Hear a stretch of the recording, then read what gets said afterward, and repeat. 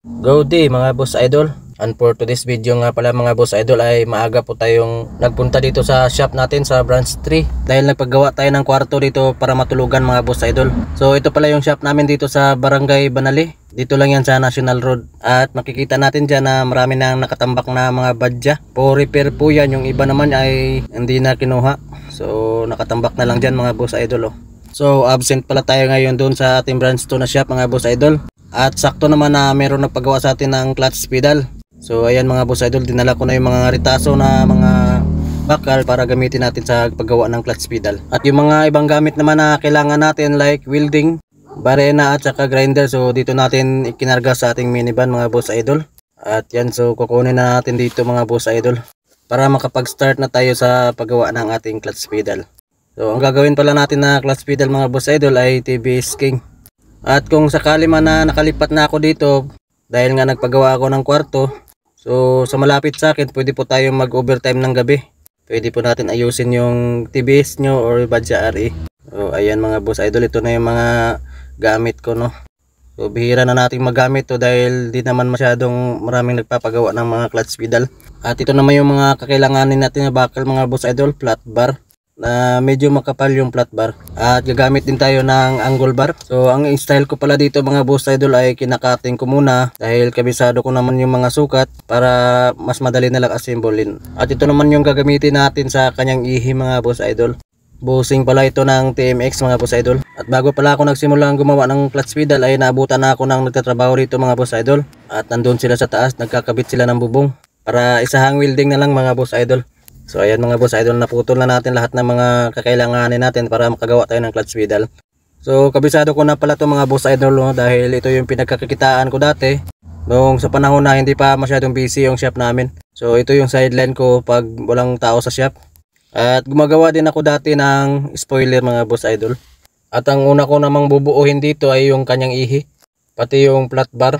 At ganito na yung itsura mga boss idol sa una natin kinabit, yung ihi pati yung pagsasabitan ng cable. So wag nyo na lang pansinin yung pagka-welding mga boss idol, medyo pangit siya no.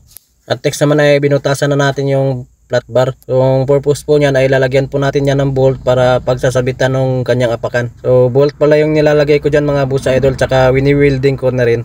At yan mga boss idol ay wini-welding ko na yung kanyang apakan. So wala tayong dalang sunglass mga boss idol, kaya pikit mata na lang tayo mga boss idol. At ganito na yung magiging tsura niya mga boss idol. So may apakan na siya mga boss idol no. At ginuhitan ko na rin ng groove para hindi naman madulas pag inapakan natin sa pagsasabitan ng ating pedals, at pati na rin yung kanyang bracket. So ito na yung last mga boss idol. So okay na mga boss idol, natapos na natin yung clutch pedal. So ang gagawin natin dito ay lilinisin na lang natin, tatanggalin natin yung mga natitirang mga kalawang at pipinturahan natin, saka lalagyan na rin natin ng spring. Pero bago yan ay nagpunta muna ako sa hardware para bumili ng pintura no. Kaso ang problema ay wala tayong black. So ang gagawin natin dito ay kukuha na lang tayo ng ibang kulay na medyo dark. Okay na siguro to mga boss idol, Amazon green yung kulay no, medyo dark na rin. Ang importante lang naman ay mapinturahan natin para hindi siya kalawangin. At pumili na rin pala ako ng spring dito mga boss idol na ilalagay natin sa clutch pedal. A few moments later. At ito na yung resulta mga boss idol. So napinturahan na pala natin at napatuyo na rin natin yung pintura. At saktong sakto na dumating yung customer natin sa pagkakabitan natin ng clutch pedal. At yan na mga boss idol, titesting na natin yung clutch pedal na ginawa natin.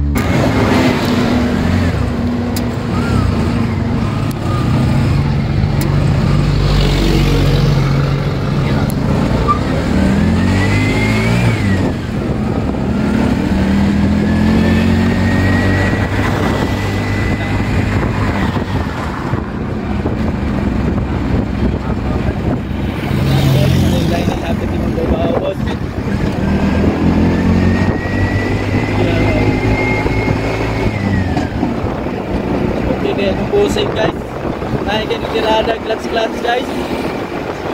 Mga nagdalaw guys guys. Trabaho lang sini. Awan siya guys, nasa sa super highway nagagi guys oh. Nawa guys, nawa di pati dito guys. Trabaho na guys, hindi na guys, dala. Mana siya taga na guys oh, nawa na guys. Usap lang guys oh. Start yan. Let's come here guys. Motor din kami no.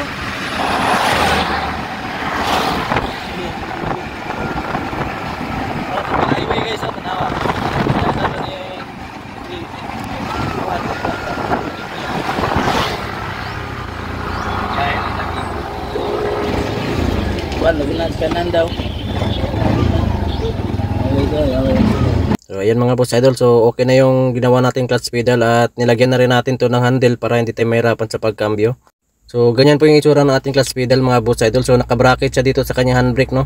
At naglagay na rin tayo ng adjuster dito sa kanyang clutch mga boss idol, para hindi na tayo pupunta sa likod. Ikutin lang natin tong bolt dito para ma-adjust natin yung clutch. So napaka-simple lang ng disenyo mga boss idol. Para po sa malalapit lang sa akin mga boss idol, pwede po kayong mag-order sa akin ng ganito. At kung sa malayo naman ay nag-ship na rin ako. So ang singilan po natin dito sa ating clutch pedal ay 1,500. Kasama na po yung kanyang handle.